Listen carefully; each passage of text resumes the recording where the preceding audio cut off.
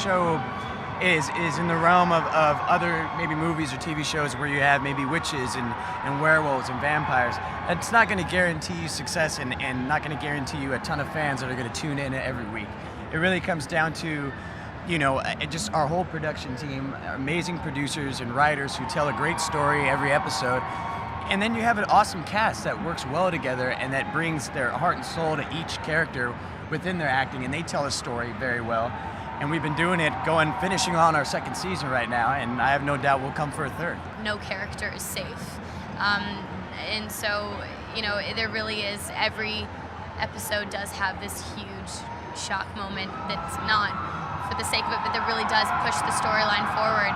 And at the end of the day, anyone can go at any time, which they've proven throughout season 1 and are continuing to prove through season 2.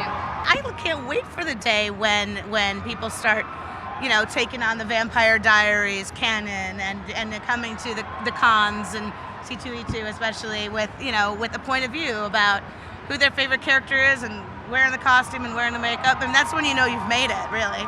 Well, and Ian's already started the trend by dressing up as Stefan for Halloween. So that's true. So he's really set the bar pretty high. That's true. There is a Stefan Salvatore costume in Ian Somerhalder's closet that maybe we can get him to wear to the next con. I think it's huge because we're here at Chicago Comic-Con, and like you said, this show will live on longer than us, and I can't wait for in the future, God willing, because I'm a fan of these Comic-Cons, that say if I'm here for a movie or something, I have no doubt that because my career, this show, being a part of it, is such a huge impact on my future, and I think it's going to be funny when people are like, I've been watching you since you played Tyler Lockwood on The Vampire Diaries, and I hope that doesn't sound so egotistical, but it's something that I do look forward to because I'm so proud to be a part of this show, and it's helped out my career in a huge way.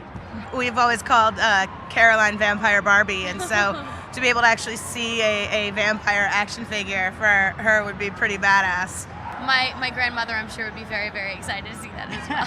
It'd give her bragging rights till the sun comes up. But that's ultimately how a show lives on. It lives on past just, its broadcast window on a network. It lives on in other properties. It lives on in the comic book world. It lives on the idea that Joss Whedon was able to take Buffy and Angel and keep telling those stories for years after the show left the air. I think that's amazing. I think every show should have that opportunity to keep living in that world so the fans never have to let it go.